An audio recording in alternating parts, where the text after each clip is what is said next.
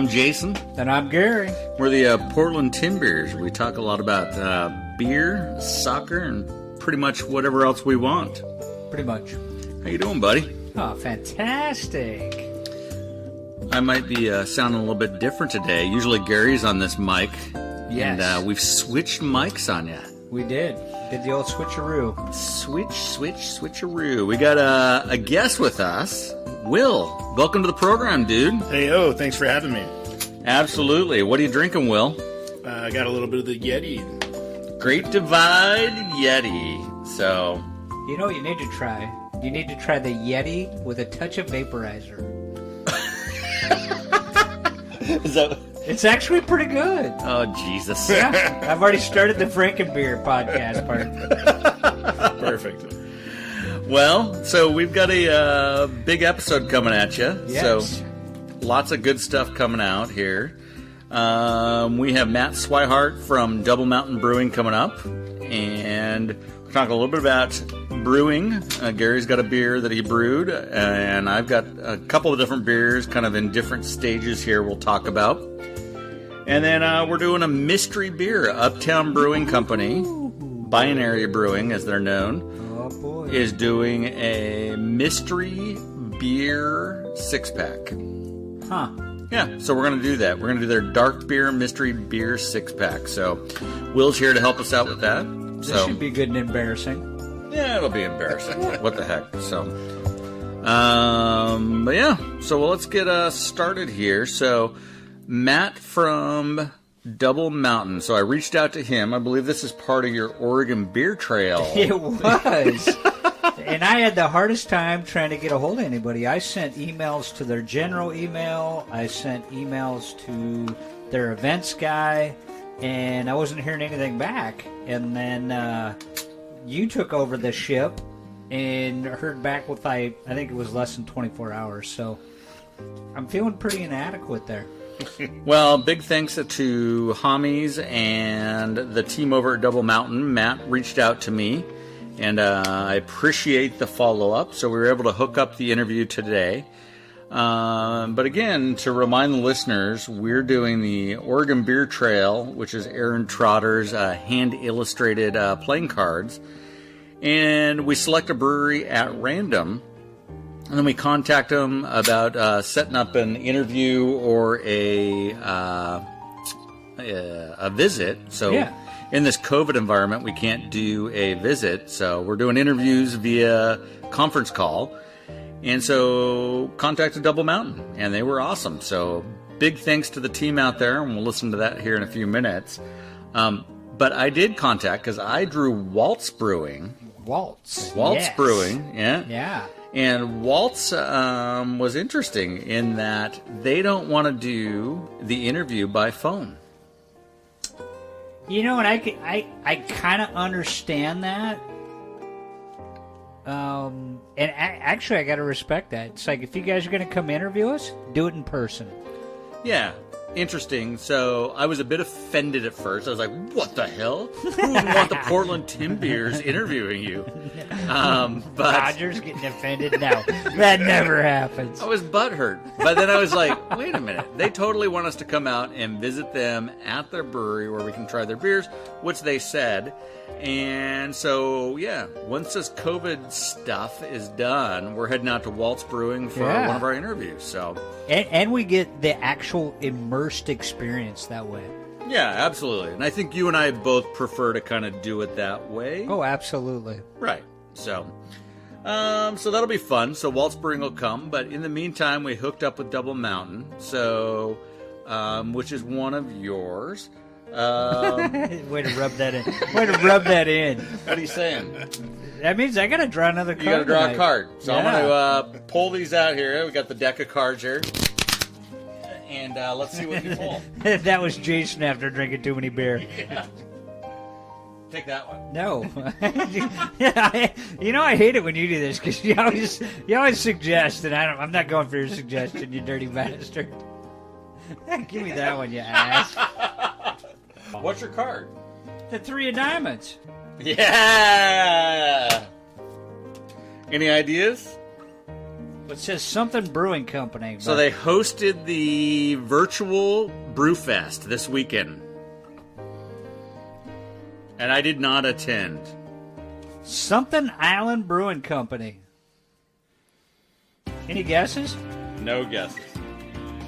Come on, Will, you can do it. It's got to be Thunder, right? Thunder Island. Thunder- Woo! Nice Thunder job, Island Will. Brewing Company, man. Booyah! All right, Thunder Island Brewing Company. Not that you're listening actively to us, but You will be. we will be reaching out to you for an interview here. So respond to me, please. I don't want to look like an ass here. And Gary, hey, if you need some help, just let me know and I'll reach out to you. Yeah, fuck you. that's so fucked up. Well, you know what? When you have the touch.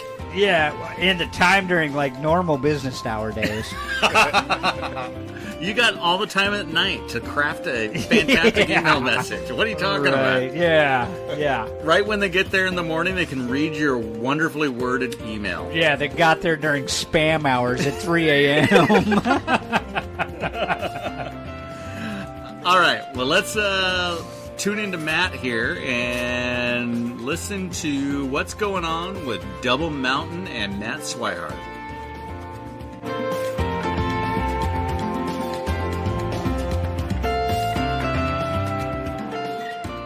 All right, it's Jason from the Timbeers here, and I am here with the illustrious Timbeers crew plus guests. And but more importantly, the real reason we're here is we are here with one of the founders from Double Mountain Brewing out of Hood River, who has graciously taken time off of his Sunday to join us on the air on this beautiful here in the Portland area day. So Gary and I are sitting here enjoying a couple of his brews right now.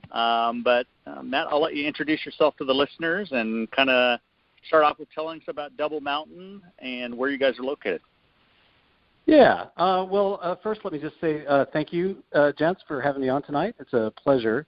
I'm Matt Swihart at Double Mountain Brewery out in Hood River. We are a brewery in the Gorge. Started about 13 years ago, and I was kind of a number two guy in command over at Full Sail for about 13 years. And then I left that brewery and started Double Mountain so I could do my own thing. I started it with Charlie Devereux, a buddy of mine that has gone on to start Wayfinder.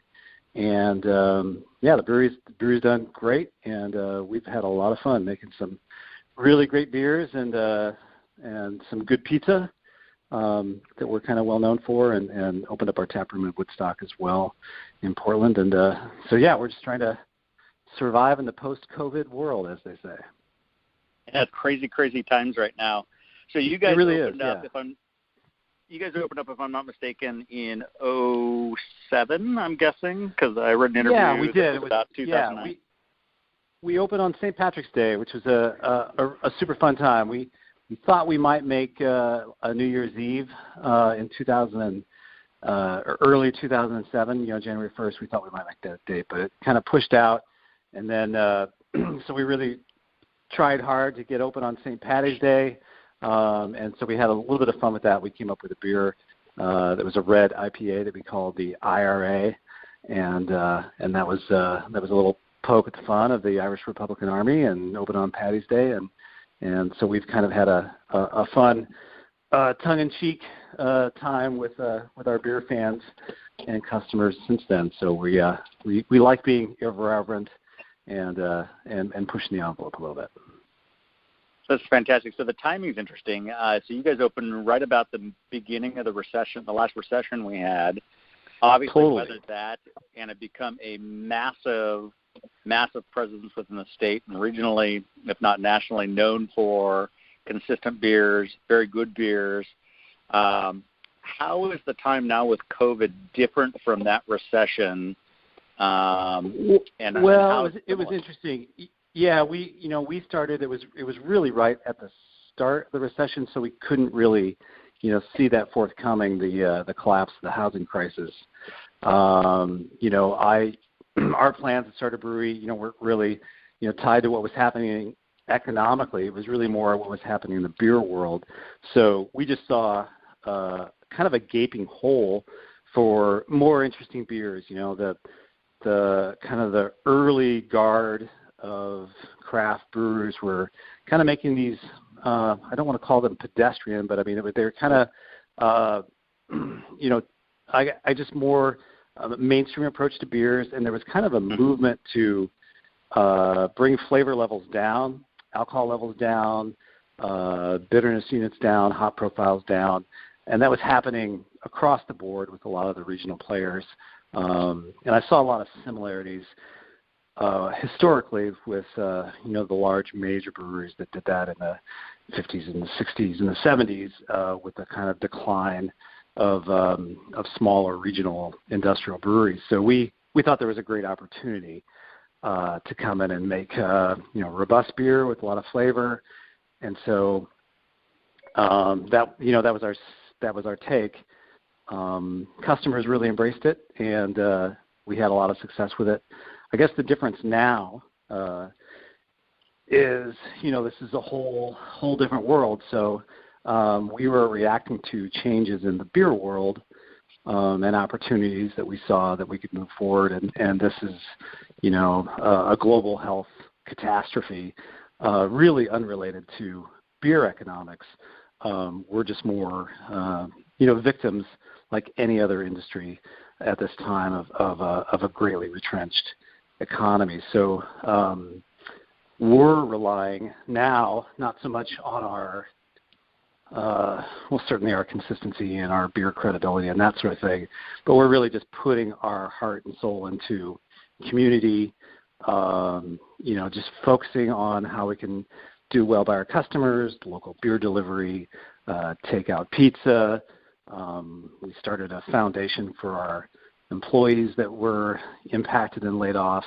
So it's really whatever we can do for the community to be a citizen, and we think that's, you know, even if it doesn't work, we might as well go out with a good fight of doing the right thing. Fantastic. So the Hood River scene's bustling. You talk about your pizza. I've had your pizza multiple times. Been to the brewery about a dozen times. Stayed at bed and breakfast in the area. And what I'm fascinated with in the early days, right about the foundation, right when you guys started, it was you and Full Sail, and now this cluster effects really happened that we saw with Bend early on, and now you got this big cluster thing going on with Prim and some of the others playing there. How has the Hood River brew scene changed? And I wouldn't even say Hood River. I would say that Columbia River section into Stevenson and some of that area. Talk a little bit about that. How much people are getting along, or maybe not. And how is there going on there? I think we get along really well, kind of extraordinarily well. In fact, we were kind of an early advocate to when I first started. I tried to start this a brewers guild that was just in the gorge to, you know, link together small breweries to kind of get the name out for, you know, come on out to the gorge and come to the brewery. And I didn't get a lot of interest, you know, at that time early on, and we're talking 2008, 2009. And then with the advent of, you know, folks like Freem coming in, you know, Solera up in Parkdale, everybody started, you know, we got this kind of synergy of younger players, or newer players, I should say, and they were a lot more dynamic and a lot more interested in working together. And a lot of these guys I actually, you know, had worked with and trained with, you know, at Full Sail. Like Doug worked for me at Everybody's. I didn't get an opportunity to work with Josh at Freem because he worked at Full Sail maybe a couple of years after I did. But a lot of the folks here in the Gorge, you know, I've been a brewer with, you know, over the years. So, you know, we've been drinking beer together for years, decades, and so we continue to do that. And so it's kind of a nice dynamic where we're all pretty supportive of each other. We all make different beers, so it's not like, you know, don't drink beer over at that place or drink beer at my place. It's more like, yeah, that's a great beer. Go check it out. He's got a very different take on things, and we've got a different take on things. You know, much like a, you know, Napa Valley of the wine world, you know, is that you would go there and would you object to another great winery in Napa Valley? And of course not. and would you object to another great brewery being in the gorge? And again, of course not. So it's kind of the rising tide, floats all boats. Yeah, no, I mean, it's crazy. And you can definitely tell the synergy because, again, breweries keep popping up in the gorge. And it seems to me, from an outsider looking in, somebody that comes and visits as a tourist, that things are going well. And it does. It kind of has that bend, that early bend feel where everybody's kind of supportive of each other. So something cool to see. Definitely, listeners, definitely go check out the Hood River Brew Scene because it is popping right now. So yeah, thank you. What's this thing with cider that you guys are doing? So obviously it makes sense. Cider capital, I mean, all sorts of apples and pears and fruit in the Hood River area. You guys have jumped into cider, it sounds like. Talk to us a little bit about your cider line. Well, the origins of that was, I've been making cider on the side just, for kind of fun. And then when we started the brewery, we kind of always envisioned, like, how do we bring the what the Columbia Gorge is known for, the Hood River Valley, was for our, world-renowned, fruit, cherries. And so we wanted to do, authentic kind of Belgian creeks, like our Devil's Creek or our Tahoma Creek, featuring, sour fermented cherry beers. And we thought with the abundance of the pears and the apples in the area too, that would be a great place for us to put some effort. And then just the origin of the brewery itself. We're Double Mountain, brewery. It's named that because, I have an orchard mid-valley that's got a 2-mountain view of Mount Adams and Mount Hood. And we're growing pears. And so I started planting heirloom apple varieties maybe about 12 years ago. And those are slowly coming into production with different varieties. And I've learned a bunch, through learning how to be an orchardist and a cider maker. And it's a great, it's exciting to really explore kind of the winemaking aspects of the world. It's different than beer. It's a lot more nuanced and a lot of post-production stuff that I'm, that's different than the beer world. And I'm really loving learning how to grow trees. So we've got about 5 acres that are in heirloom fruit right now and making these old world cider varieties. And it's great to be able to grow the apples, press it ourselves, ferment it ourselves, and get it out to customers. Fantastic. So I love that you had tied in the name of the brewery into that there. And that Thanks. My wife and I are looking for a piece of property actually up there, between Parkdale and Hood River, which offers this unbelievable view of the two mountains, hence the name Double Mountain. Right. I'm a climber, so I've climbed Adams half dozen times and guided trips up Adams with some buddies and all of that. And then, of course, I always stop at lunch counter because that's when I get tired. Well, I was on lunch counter. The last big forest fire they had, I was actually camped out with a group that I was guiding up on lunch counter, and then the forest fire started down there in the parking lot area, and we had to be hella backed off. Yeah, so wow. Crazy times. It's the last time I was on Adams. So, but yeah, I have fond memories of sitting on lunch counter waiting for some sort of evac team coming off. So, and guess where we stopped? Wow. We actually stopped on the way out to Double Mountain. So. Oh, well, thank you. Yeah, it's a beautiful area. I mean, you just can't get over, the mountains and the Cascade Range and the volcanoes. It's overwhelming. I've only lived in the state about 26 years, and I'm hooked for life now. So let's talk about that. So excellent segue. Your background, you were an engineer from what I understand, and then you went to Siebold. Talk to us a little bit about how you go from an engineer to Siebold to wholesale and then opening your own at Double Mountain. Yeah, so the colorful way to explore it is I was an aerospace engineer. And as I always like to tell my friends and people that would drink with me in bars was I made death machines for the government. So fighter jets, missile systems, aerospace planes, orbital kind of stuff, and super interesting technically. But I just at the start of the first Gulf War, I kind of had a crisis of faith of that the products that I made were used to kill people, and it just kind of, that's not going to work. So as a young engineer, I just decided I had chosen the totally wrong profession. So I quit and traveled, the globe for, a few years and did a series of totally random jobs, painting houses and driving horse and carriage and repairing vacuum cleaners and whatever I could come up with.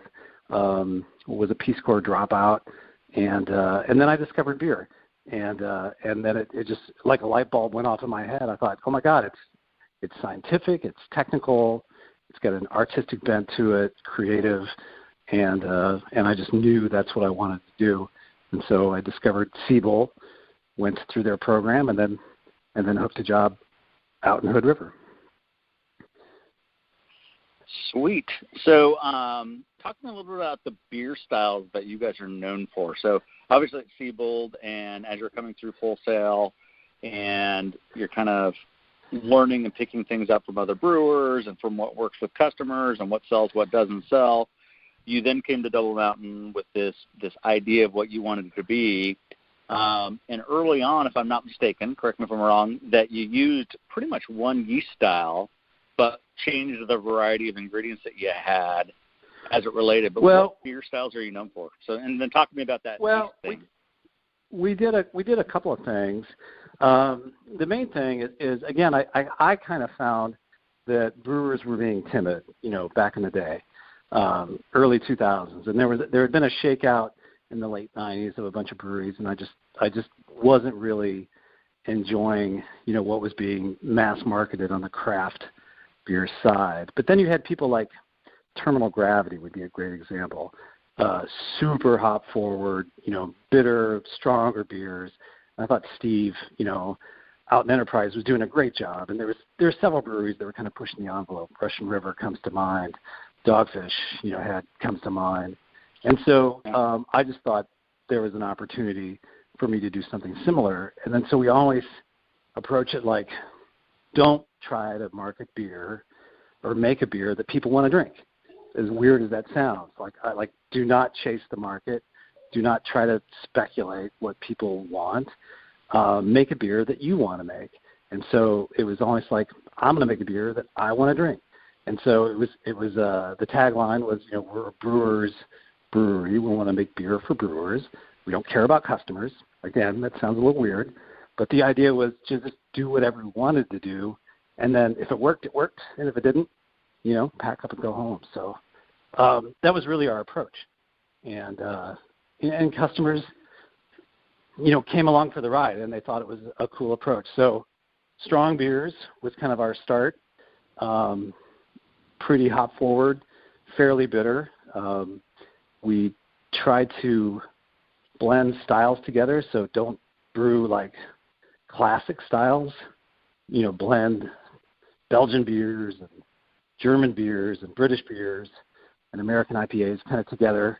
So we had these hybrid styles, like we used a Belgian yeast strain. We used German malts. We used American hops. So it was kind of like what I always thought was picking the best raw materials from whoever made the best raw materials and then creating a beer style around that. Don't get worried about winning medals or brewing to style. Just do whatever you want to do. And that's kind of been what we've tried to do, from day one. So brew the beer you want to brew. I want this motley group that's sitting on hold right here on mute to hear that, because we're about ready to crack open my Saffron Ale, or Saffron Lager, great. Rather. And I can tell you, it's an expensive raw material. I put a half ounce in there, so it's the most expensive beer I've ever made. And I went to Penzies and bought the high-end Spanish saffron, and but I can tell you what a half ounce does inside a 5-gallon batch is it is punch you in the face. So these guys are about ready to taste that, and I want them to remember your words, which is brew the beer you want to beer. So exactly. So talk to me a little bit about, you talked about your formal experience. Did you homebrew? Were you a homebrewer? Or do you still homebrew? Yeah. How do you do your test batches?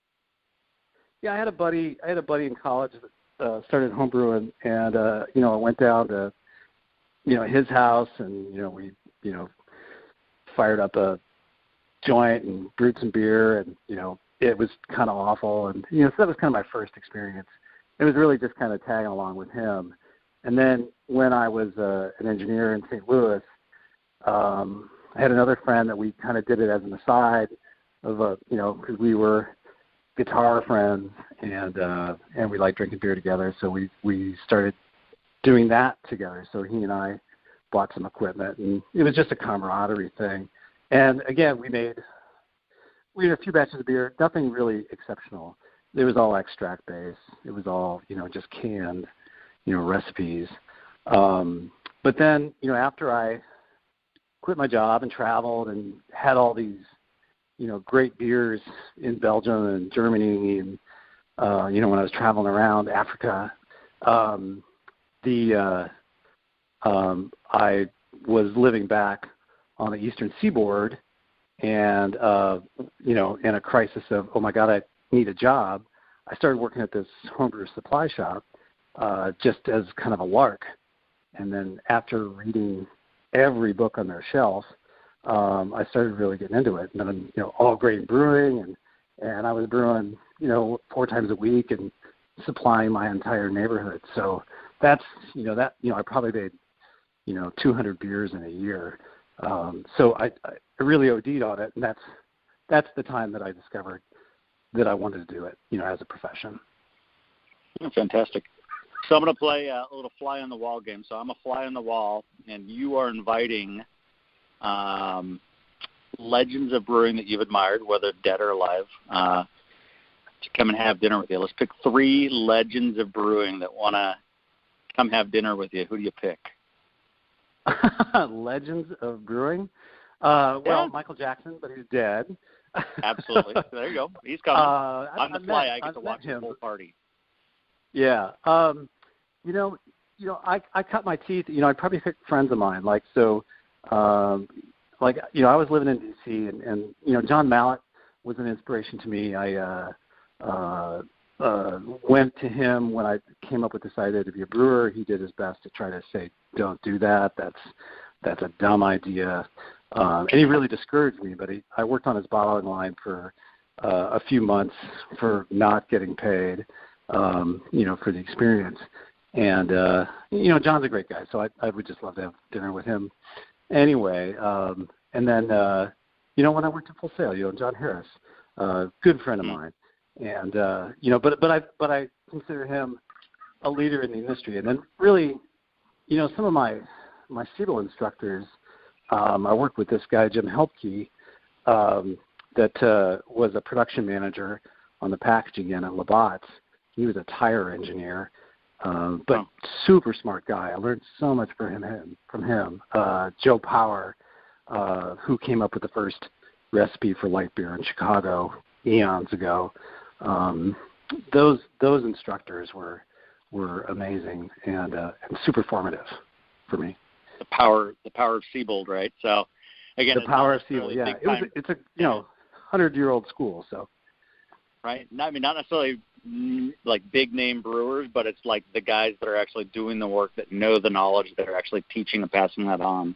Massive knowledge. So the beauty of that school at the time, and I don't know the school as well because they've been sold a little bit, but I think they're still a quite reputable organization.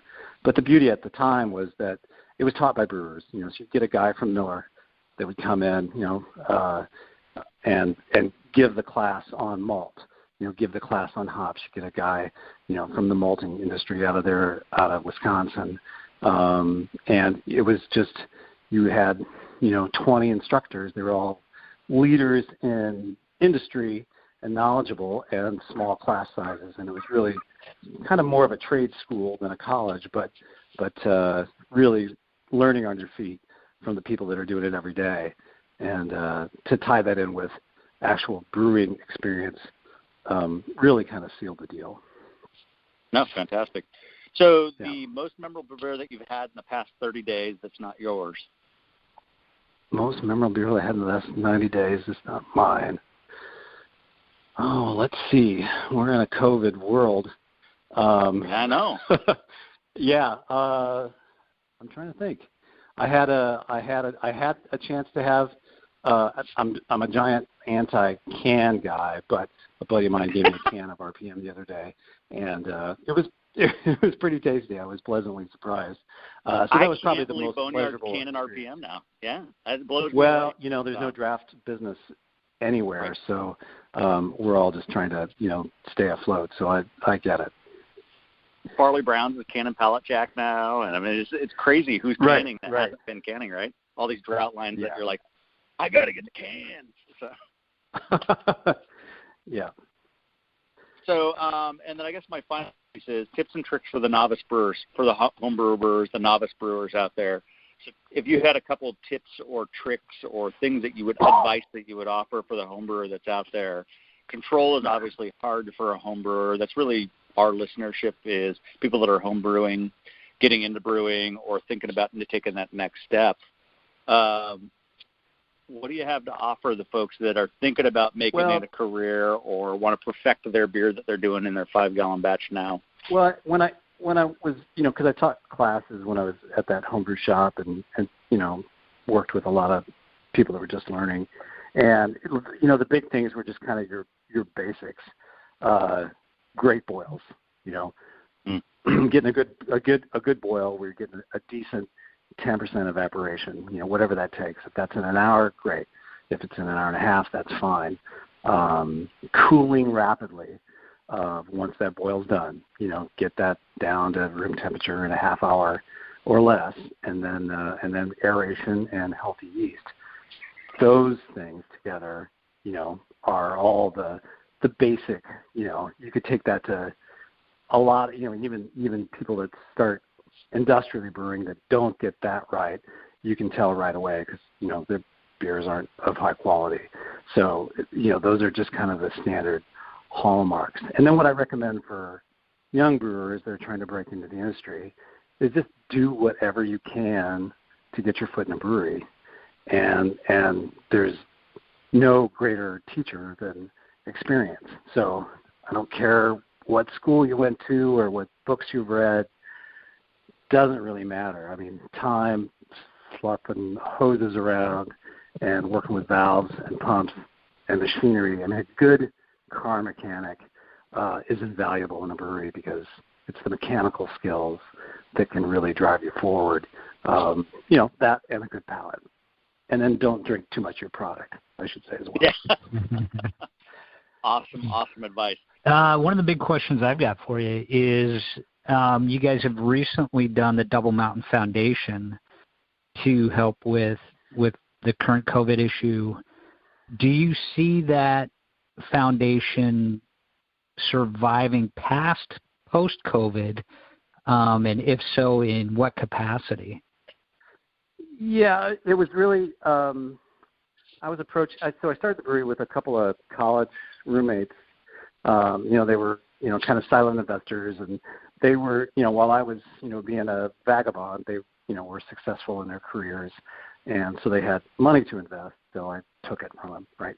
And so when the thing was successful, and they've had a nice return over the years, when the pandemic rolled around and we were faced with those terrible choices of laying people off, they reached out to me and said, what, the investors would like to do something to to kind of give back to these people that have worked so hard, for that success. So 5 of us, created this foundation. We all kicked in some money, and then it kind of snowballed. So it's not giant yet, but I mean we're getting donations every day. We got a grant from the United Way. We were able to expand not just beyond Double Mountain workers, but other hospitality and restaurant workers here in the Gorge. And we're buying local grocery cards, gift cards at our local, Rose Hours and Safeway and Fred Meyer's, and giving those out to people that are laid off, from the restaurant world, and it's having an immediate impact. A lot of these folks aren't seeing their unemployment come through yet, and so it's immediate. People can put food on their table, and then as we move forward, it's going to be a great vehicle. if anyone, lives through life, terrible things can happen to them. So, right. We're all faced with friends, family, relatives that have terrible health crisis and cancer and traumatic things that happen in our lives. And so if we've got this, vehicle, that can come in and assist those families, pay their rent, pay their health care, during those times when there aren't, other places they can reach out to, we just see it as a great way to have immediate need, and so doing the legwork of becoming a nonprofit, 501c3, gives us that tax structure to do it well and for it to be legal, and we're generating a lot of interest that way. So I think I'm pretty optimistic it's having a great immediate beneficial effect, and I really see it as moving forward to be a kind of a strong force in our community. Yeah, it's really awesome to see the brewery that the public has supported is now supporting the public. So it's really cool to see that two-way street going on. Yeah, thank you. Thank you, Jason. I appreciate this opportunity. Matt, thank you for making awesome beers over the years and great pizza. I'm enjoying a IRA right now in my killer red glass. And nice.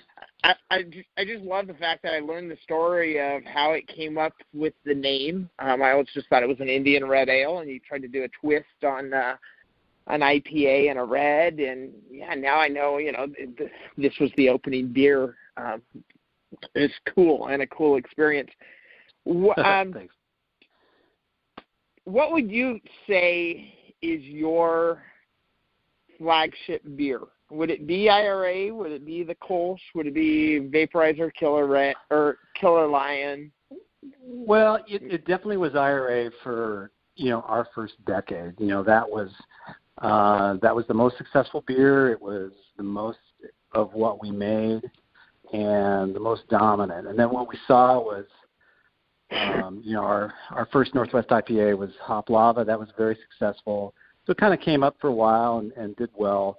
Vaporizer did really well as a dry hopped pale ale, and they all kind of, even in the Kolsch as well, it became this kind of like, wow, all four of those beers are doing really well. So none was like totally outshining the other. They were all just very strong, and that worked well for us.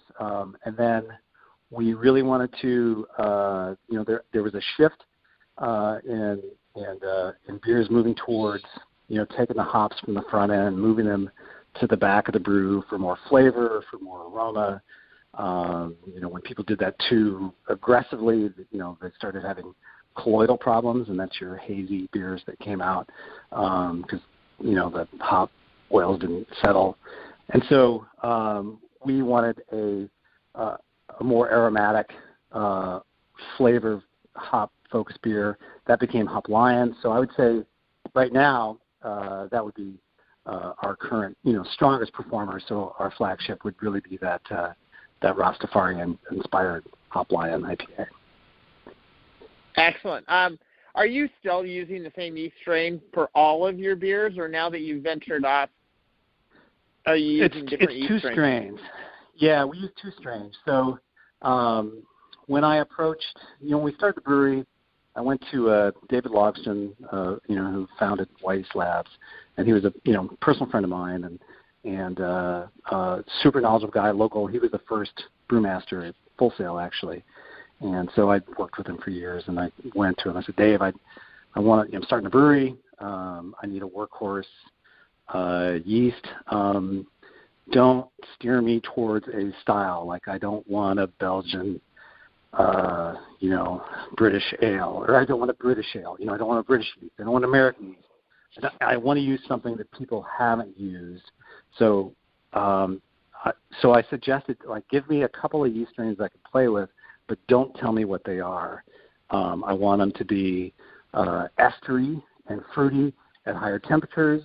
I want them to be clean at a neutral, room temperature kind of ferment, and we were considering bottling conditioning. So I said I don't want them to flock heavy. So he hit me with a couple of strains didn't tell me what they were, and they end up being our Belgian Abbey yeast that we use for most of the IPAs, and the Kolsch, which is interesting that it then got featured in, some of our Belgian beers down the road. So we fermented with those two strains, and I fell in love with both of them, so I've kept them both. So about half the beers are on that. It's the Rochefort yeast, that Abbey yeast, and then the other is the traditional Kolsch yeast out of Cologne. Excellent. Thank you. Awesome Hey, question. Jason said I could only ask 2 questions, but I'm going to ask a third because I like to roll that way. Matt, you mentioned your venture into ciders now to use some of the product you have at your orchard. Where do you foresee the future of Double Mountain Brewing going? You're on your 5-year, 6th net of Woodstocks, and it seems like Woodstocks is, as I've listened to this interview, a lot of your personality kind of coming out. That Olympic poster that's on the sidewall, Jason, if you're looking at the main bar, what is that to the right, man? That legendary poster wallpaper is just I still think it's Arnold Schwarzenegger. I found that on eBay for $250, and I fell in love with it. The contractors thought I was insane. They're like, "You're going to do what?" I'm like, "Yeah, we're going to put this billboard up on this wall." They're like, "Why?" I'm like, just do it. Just put it up there. It's going to be awesome. So once we survive this COVID experience and your business and your foundation remain intact, where do you see the future for Double Mountain going?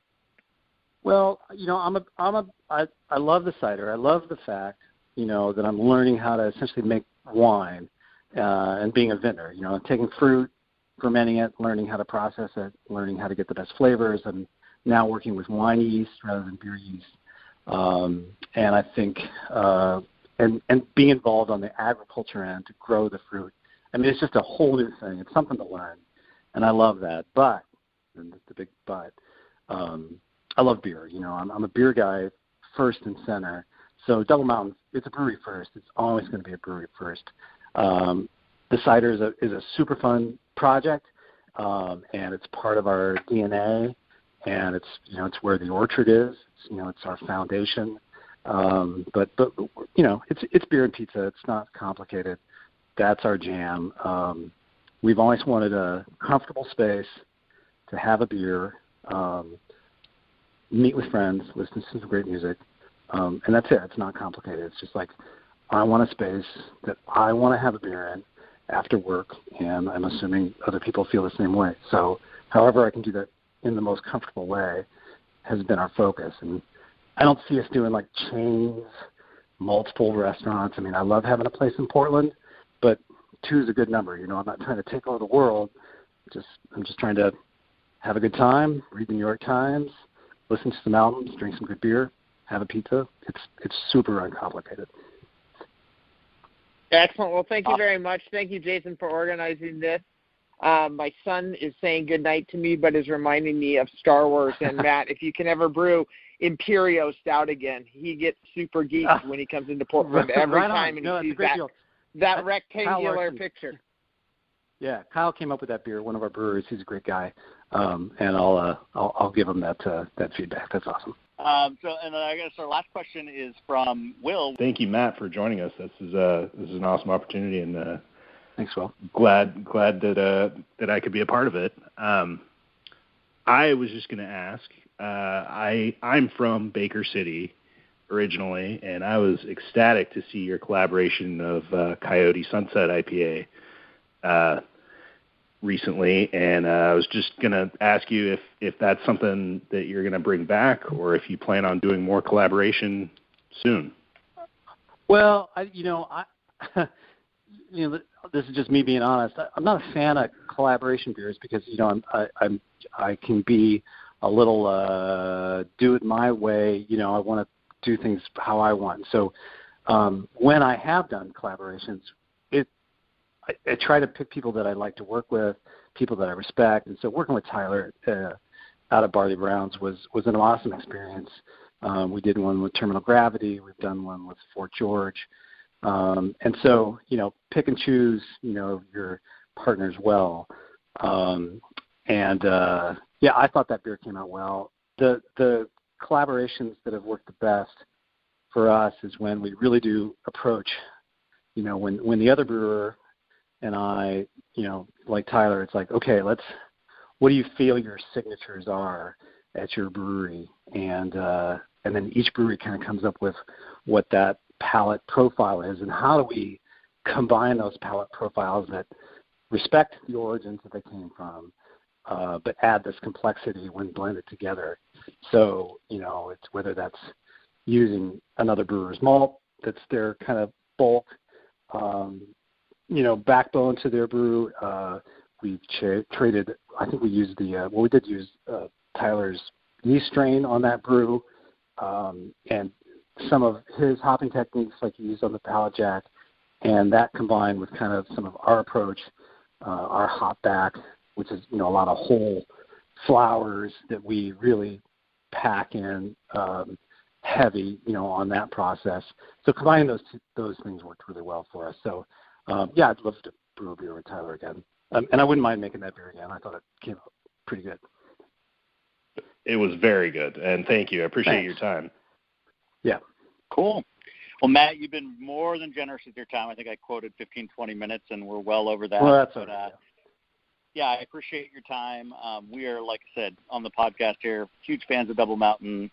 And we for sure will be out once this COVID thing lifts and go to our guys trip out that way and hit up all the good breweries. But for sure we'll make sure we hit up the pizza and music and great beers at Double Mountain. And, again, thanks for your time, man. Well, I appreciate it. And then just my plug to the world and the beer community and beer drinkers out there.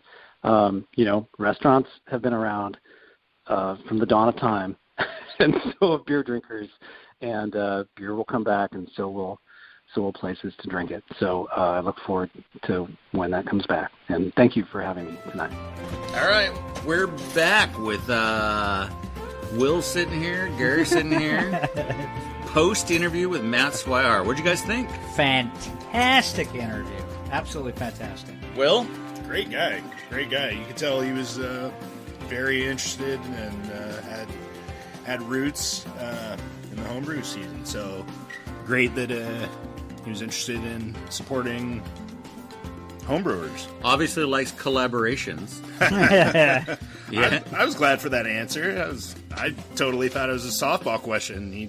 He batted it down. That was awesome. He batted down all of the questions. That guy is masterful on the interview panel. What I think is so awesome about that whole brewery and their whole essence is that it's a brewer's brewery. It's not. He didn't create this brewery for the masses. He created it basically for him. What beer do I want to drink? And that's what I'm going to brew, and that just filters out into the public. So, yeah, I totally agree. What I'm fascinated by is Tim hit this, and we had talked earlier about this single yeast strain thing. And I'm fascinated with that because more or less early on they had this single yeast strain, potentially two, which he talked about. And he's like, look, we're going to change the ingredients out. We're going to do the best ingredients that we can find for malt, for hops, for yeast, for all of that, water, and make the best beer that we can, the best beer that we want to drink, not necessarily what everybody else wants to drink. Right. And so then I think about my Saffron Lager and how that's really what my aim was. No, I'm kidding. So. I don't ever remember you ever saying Hold on. You wanted to drink a saffron ale. No, I believe we watched Brew Dogs and said, hey, how do we make the world's most expensive beer? That's what we thought. Yeah. No, but I'm fascinated that essentially if we just, when we homebrewed, so this ale yeast that you just used to make your white stout, or the yeast the lager yeast I just did do the Kolsch or the Saffron Lager, which is the same lager yeast, What if I just use that yeast, that same yeast for every single batch I ever brewed, right? Whether it be an IPA or anything else. Yeah. I don't have to worry about cross-contamination. Nope. Right? Because it's a single yeast strain. Right? Correct. Yep. I don't have to worry about anything. I don't have to worry about the yeast at all. I could harvest the yeast over and over and over and over again. To a point.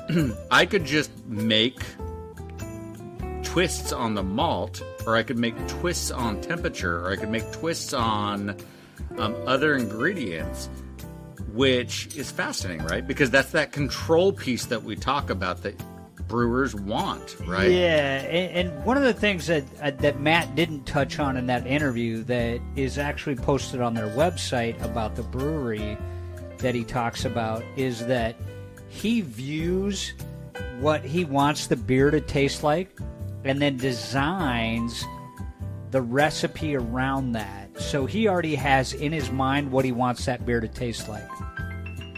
So I think that's where his yeast strains come in, is he knew what he wanted to get for a flavor profile with those yeast strains, and then he builds his beers around those. And I think that's pretty impressive. That's that Seabold training inside of him, right? He's able to kind of vision what he wants out of the hops and vision what he wants out of the malts and the temperature, and the yeast profile is going to provide this ester if I do it at a higher temperature. Yeah. And he's able to target what he wants. And I think that takes a special kind of brain to do that too, because you've got to know what those flavor profiles are to be able to get those flavor profiles in the first place. If you haven't brewed a bunch or experimented a bunch with that, you're not going to know it. I have a special brain. Oh boy. No, I do, dude. I had this vision of Saffron Lager. Yeah, sure. And we're going to taste it later, baby. You heard the post interview with Tim, right? So here's your punch to the nuts. Hey, who would have known a half ounce of saffron would do that to a beer? Yeah, it goes a long ways, huh? Yeah. Yeah. Could have used a third of an ounce. Or a get more for your money out of that. Yeah. You know what? It'll turn out. It will. And you know what? You can always open a Rainier and mix it with Rainier. Rainier. Saw an empty can of that on the road. There is. Yeah. Champagne Entrance to the beer. neighborhood. There's a Rainier can sitting right there. So. Perfect. Oh, my Lord. I did want to say I thought it was really interesting. He kind of slipped it in there, but Matt had talked about the Hop Lion IPA, and that was pretty much in response to all the hazies Yeah. that are coming out. I thought that was interesting. And that was kind of he was kind of making an undercut at hazies. He definitely undercut a hazies, right? Because there was a comment about hazies and how they came about. I don't know if everybody caught that. Yep, we did catch that. It was a mistake in the brewing process. Hazy equals lazy. Yeah. And that is fascinating. I love it. Right? Because essentially the Widmers were doing hazies with the Widmer Hefeweizen, right? But not an IPA setting. But, I mean, essentially that's what he's calling out is that, look, yeah, there was a mistake in the brewing process. Lazy equals hazy. And Kurt and Rob, they were like flat out. Yeah, they forgot to filter the Hefeweizen that went out to Dublin. Yeah. And then they got these calls back of, hey, we want that hazy, crazy beer that you shot. And they're like, what? And they didn't know they had not filtered their beer out that way and dropped out the haze. It was purely a mistake beer. It's awesome. So, you know, the other interesting thing that I think that came out of that interview that I find really, really interesting is he's not a big fan of canning. No, not at all. Yeah, he talked about RPM. Not like the canning piece. Hey, you know what? You've got to can the Saffron Lager. Gotta get it to mellow. Saffron Lager doesn't get better in the bottle. It gets better in the can. Aluminum makes saffron better. It's a neutralizing agent. Hopefully. Something's got to do it. It's either that or plutonium. So,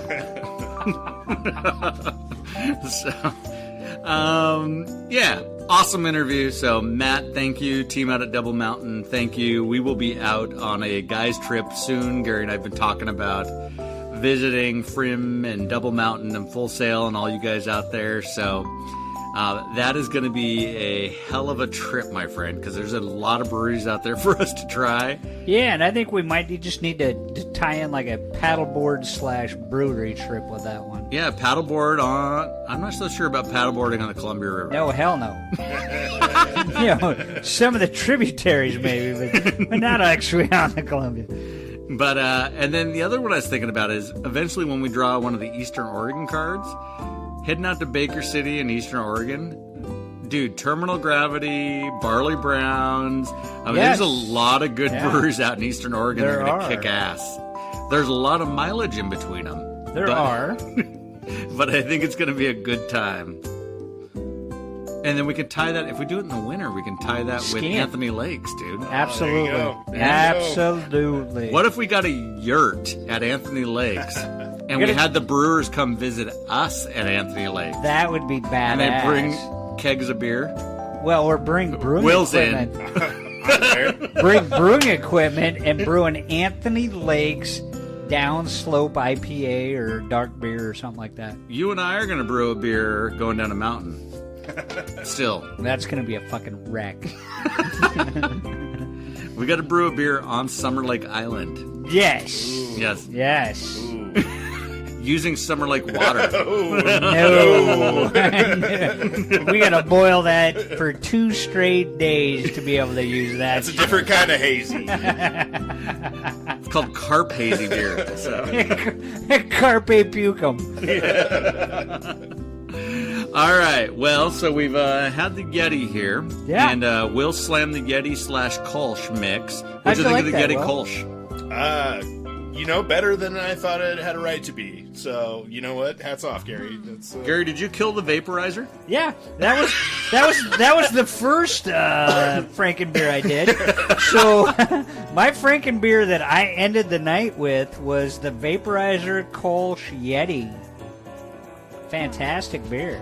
You give Gary a little bit of extra time, a day off, and he slams a vaporizer, most of the Kolsch, Yeah. and then a Yeti Frankenbeer. Just call me the mixologist. Mixologist, I'll call you something.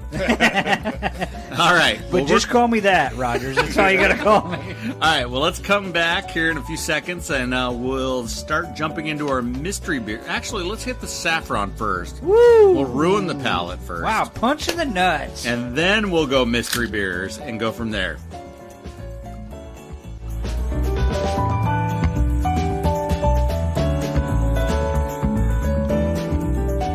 All right, we're back. Talking about the down-to-earth status of brewers. We've Yeah. only a couple sets of brewers that are like not just cool guys that we would want to hang out with.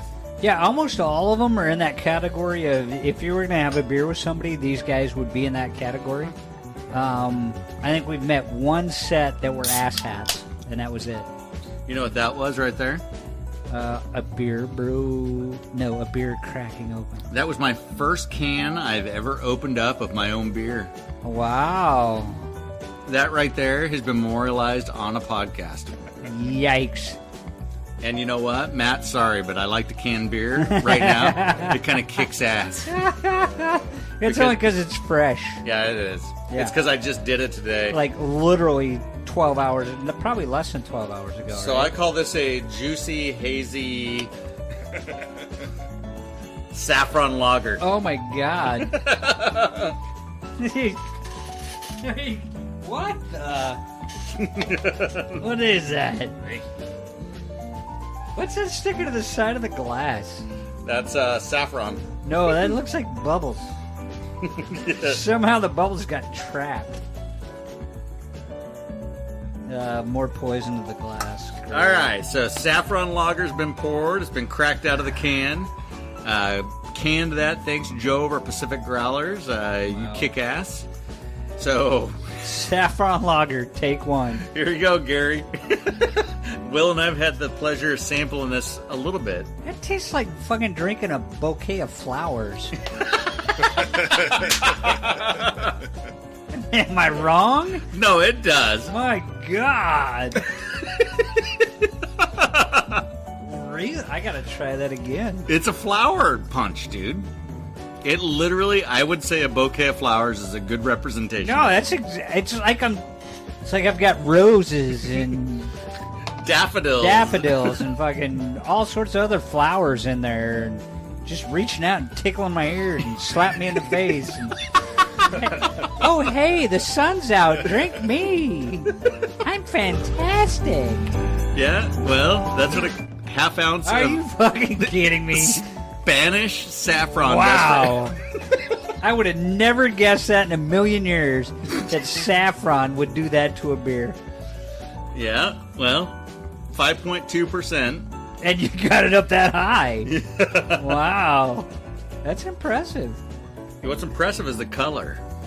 It looks like butter with a bunch of shit floating in it. You know what? Can you drink a whole pint of that? No. That's what Debbie said last night. Not She even poured on it a out. hot day could I drink a whole pint of that. Well, so Saffron Lager, what would you do different besides not brew saffron? Well, you got me there, Jace. I just wouldn't brew it. I think you're onto something. I think I would lighten up the amount of saffron. Right. And I think you were onto something else that you mentioned, that you were going to throw possibly some lime zest in it. Yep. I would avoid that. Why? I think what's going to happen with the lime zest is you're going to pull out a little more of the saltiness in the beer that's just slightly detectable. And I don't know that you want that. So, yeah.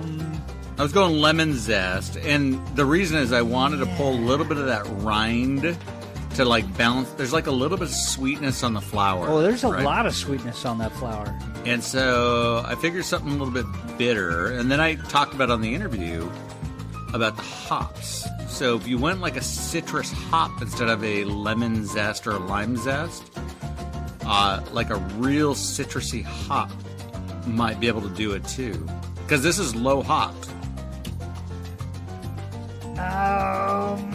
I think you need to go the other direction. You need more flowers? No.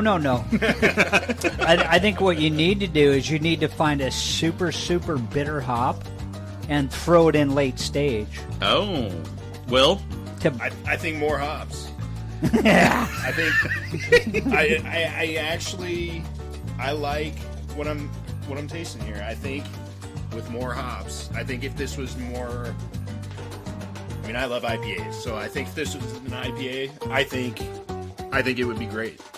Yeah, I think the flowers on it are interesting, right? But it's just kind of naked without something else.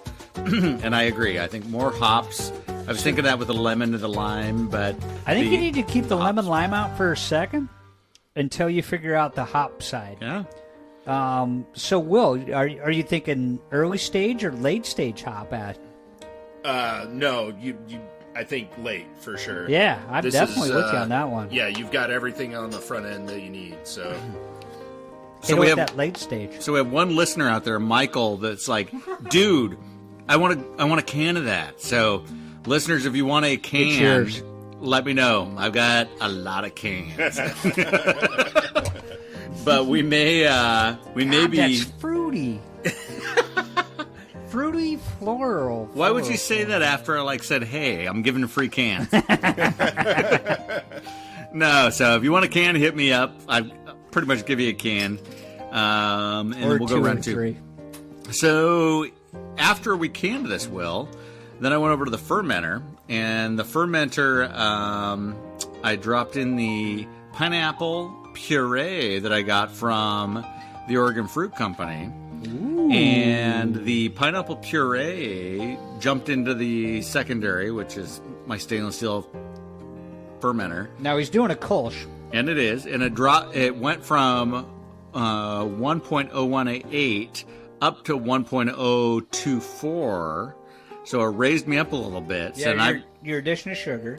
So I need to jump down to 0.13, which is my target finish. So we'll see how that goes over the next couple days. I was a bit concerned over the last couple of days, though, because I thought my specific gravity was stuck at 2.1. Yeah. And it dropped over last night, so we're good. Just give it time. Give it time, my friend. And you know what? When all else fails, turn up the heat. Time is like the secret recipe in beer. Really? Yeah. I didn't think that was a secret recipe. Well, most people don't give it time. Really? Yeah, they rush it. Rush it? The Russians are colluding in my beer. Fish on a line. Oh, you bastard. Yeah. So, tell us about your beer, Gary. Well, the one I'm currently drinking, this bouquet of flowers, or the one that I just brewed. I call this cemetery beer. Pushing up daisies. No, I just actually did a... what the hell did I do? Oh, I did a white stout. And starting Tuesday will be the full 2 weeks.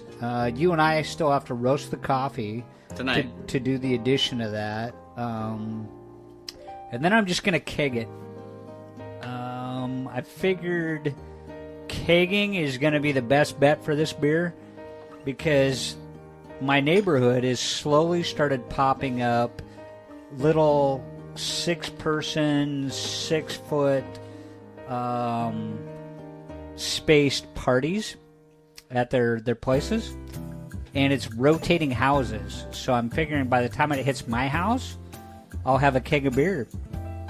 Well, I expect a glass. Oh, you'll get more than that. And you need to down that You'll get goddamn flower beer real quick because I need your glass. No, fuck no. No, shoot the glass. No, shoot the flower. Hey. Hey, I'm gonna do one of those. I'm gonna do one of those in the movies, freaking things where they just throw it over their shoulder. No, you're not doing that. This is Debbie's office. This is now this used to be our recording studio, but now it's Debbie's home office. All right, so what do we've got here is beer number 6 from Uptown Brewing's mystery beer, dark beer set. Tastes kind of flat. What? Yeah. Well, you got to remember, I just drank your overcarbonated, oval floral, punch you in the face saffron ale. Any ideas on who it's from? Will? Are they only from Oregon? Yeah, from all these are from Oregon. At least this one's from Oregon. So this is a dark beer number 6 from Uptown Brewing's mystery beer flight. Everybody's brewing. I'm getting a lot of coffee notes on that.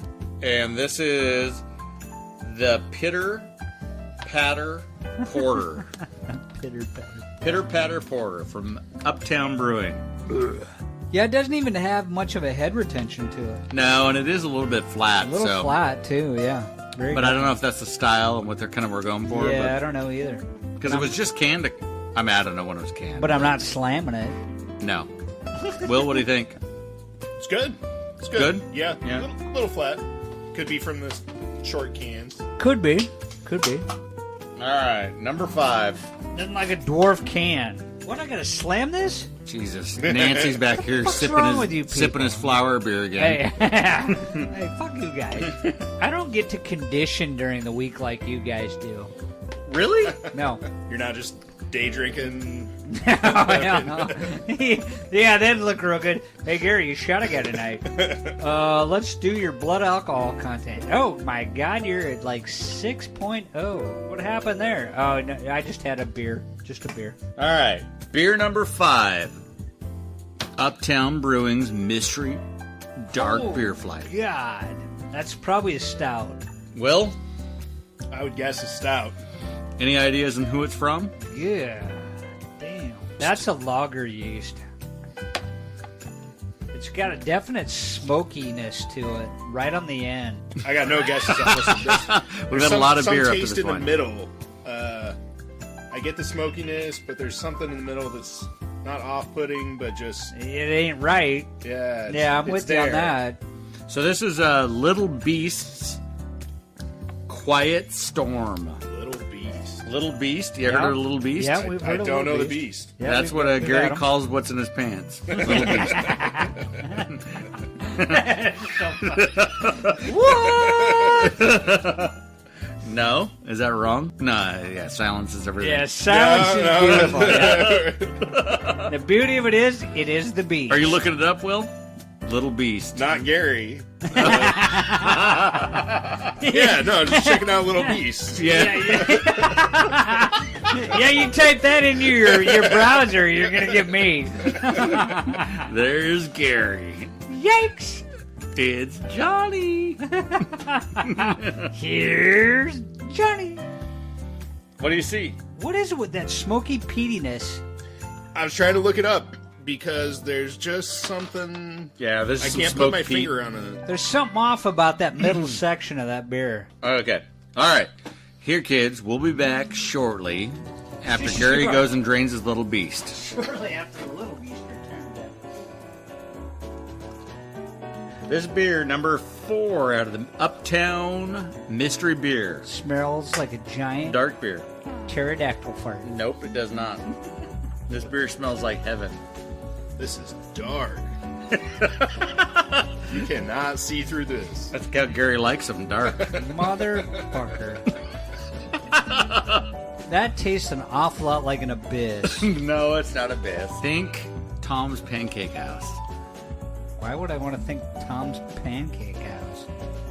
Because Tom's Pancake House is like this beer. Never been there. What? There's a lot of syrupy flavor to that, though. That's got to be a stout, right? It is a stout, and it's probably like a maple something. This is Bearlick's Pancake House Stout. Maple syrup? Yeah, I'm definitely Anybody? tasting that. get Yeah, get yeah. that. You get a little bit of grain maltiness out of that? A lot of that. Yeah. Bearlick, what are you doing making Tom's Pancake House? Yeah, you need to keep those pancakes out of the beer. They just whip up a batch, throw them in there, call it good. That is number 3. Any ideas? No, No, I'm I just haven't even going to sipped it. stand here and look at it. So this is out of our friends that make the world's most interesting beer. Oh, of course, Dos Equis. No. Well, you're wrong.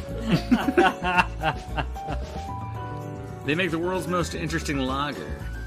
Yeah, they're downtown Beaverton. And among other places. But yes, absolutely. We went there and had Detroit-style pizza. Yeah. World's most interesting lager, which is fantastic. Ex Novo Alphabetical Porter. Alphabetical porter? Yeah. A, B, C, D, E, F, G, H, I, J, K, L, M, No, N, P, Q, I R, S, T, get you. Okay. Yeah. Porter. Sure. It's your story. Alright, you limey bastards. Jesus. Number 2. Out of control. Oh, for the Let me guess, you just sprayed all Alright, over your Uptown. monitor. Dude, you don't need to fill the things all the way up to the top. I've sprayed myself in the face 5 times. I've only opened 4 beers. Maybe you gotta loosen your grip. Oh my lord! Look at this. The beer's like overflowing from the can. Like I've literally. Oh. Do you see this? Nope, not seen it. Debbie's going to love working up here tomorrow. Yeah, it's gonna smell like a brewery. Why am I the only one with glasses in here? I don't know. There's Will. I'm half full. Will you I ass? had a beer bath already. What the fuck? You dirty fucker. I gave you an empty glass. Fill it. So this beer is interesting. In that I'm not drinking it. Interesting beer in that brewery that we really haven't talked about, but I'm not so sure if we'll run into them in that deck. But a brewery that I want to go visit. So, Huh? How you gonna squeeze that in? definitely a different approach to a beer. To a 2022? stout. You're not Yes. getting my glass until I'm getting goddamn ready. No, shoot it, baby. It's not happening. Shoot it. Am I tasting lime? Is this Gary's? No, fuck no. We have one more saffron ale to go. Damn. I'm walking home tonight. Nope. Yep. Driving. Nope, I refuse to Uber. 65 miles an hour. 90. Why are you going so slow? So, Brewery 26. It's got a good floral to it. Oatmeal chocolate chip.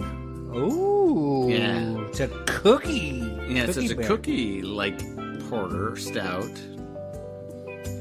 Are you getting that out of it, Will? I'm getting something. I'm going porter on that. Are you? Yeah. I get something sour almost. I feel like I taste a little I'm lemon almost or tasting lime that or same something. thing. Right at the end? Yeah, it's not overly sweet like Mm-mm. some of these other ones. I just did a swish to clear all the flavor out of all the other beers, and I got that sourness right at the end of it. Yeah. Really? So either it's contaminated, Or maybe it's on it's purpose. not. Maybe it's just not overly Or it's on purpose. sweet. Yeah? Yeah, I don't think it's overly sweet. There's a sourness on the backside.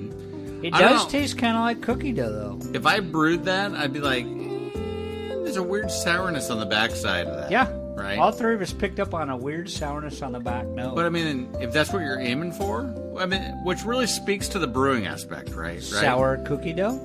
Yeah, sour cookie dough. Like, if you really want to brew sour cookie dough, That's it. In a then glass. that's it. It is there. You Ding, nailed ding, it. ding, ding, ding, ding. No, I mean, I think It's not Like- bad. I wouldn't have said cookie dough. Just I wouldn't wine either. tasting, but it's like an oatmeal mash. Well, now that's think about that right in the middle, just before you hit that sour taste. And if you've ever eaten like chocolate chip cookie dough, think of that flavor. I've never eaten chocolate chip cookie dough. maybe the bittersweet chocolate Yeah. taste. Okay. Yeah. All right. I'll take that. And then you get that little tinge of sourness right on the end. Really? Of course, Jason's saying really. The antagonist. No. I'm taking pictures of the beer, baby. The man that's never eaten raw cookie dough.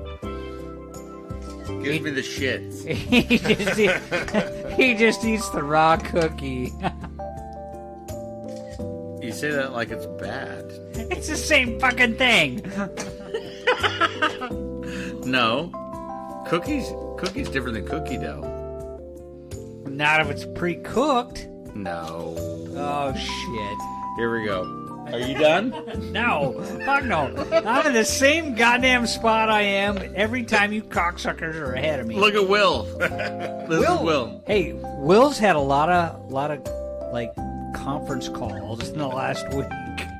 I've had a lot of drinking time. on Yeah. my hands. Yeah. So Number one. he's up on it. I'm not going to let this one hit me in the face. I love these 6-ounce That's cans, what she by the said. way. I don't. Look.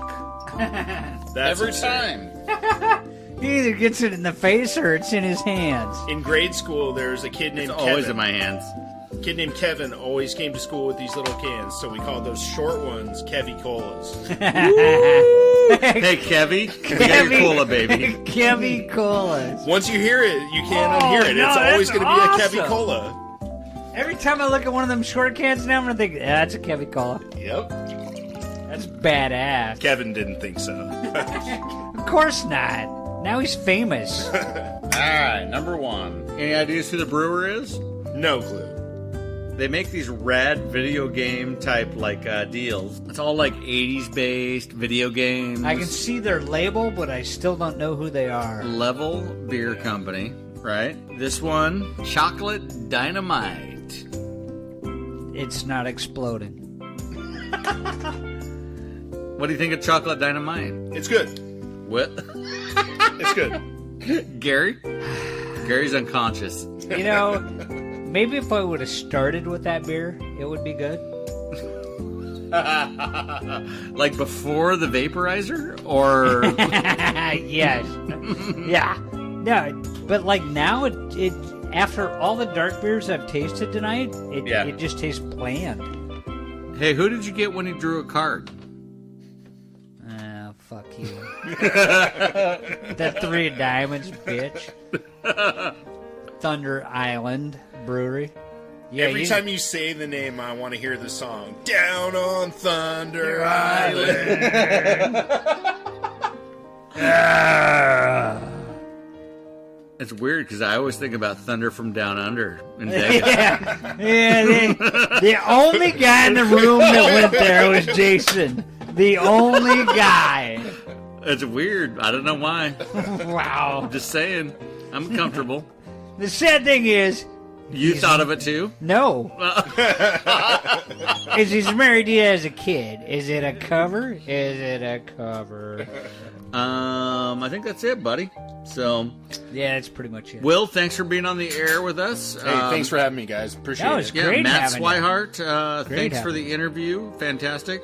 Timothy, as always, you've been fantastic. Thanks for the 3 questions, even though I gave you 1. Asshole. 1. So, that's the way it goes. This one went a little long with beer tastings and less content, but we thank you for listening to the Portland Timbeers Podcast. What do you mean less content? It's amazing. Yeah, it's fantastic. Absolutely. Listening to us drink beer, fantastic. So next week, we will see what we do. I'm guessing we will have an interview with some fantastic brewery. Yeah, Thunder Mountain. Yeah. Fuck you. Thunder from Down Under. I will try and get that. Thunder Island. Woo! Gary, if you need me to call them and set up the interview, I can do that. Let's do that right now. Asshole. And we're still waiting on you, Pelican. Gary. Hey! I thought we came to the conclusion that we were going to do Pelican as an actual visitation when we could ski the dune. No, we are. But it didn't mean that you didn't get a call back from them. Oh, ain't that a bitch? Do you need me to call them? No, just give me the contact name. All right. You hoarder. All right. With that, huge thanks again. Double Mountain, you guys kick ass. Matt, you're awesome. Yeah, Matt, absolutely awesome. Gary, stay COVID free. Will, drink more beer. Cheers. Tim, get laid. And Jason, stay off the air. And Jason, always stay off the air and make more floral beer. Timbeers. Timbeers.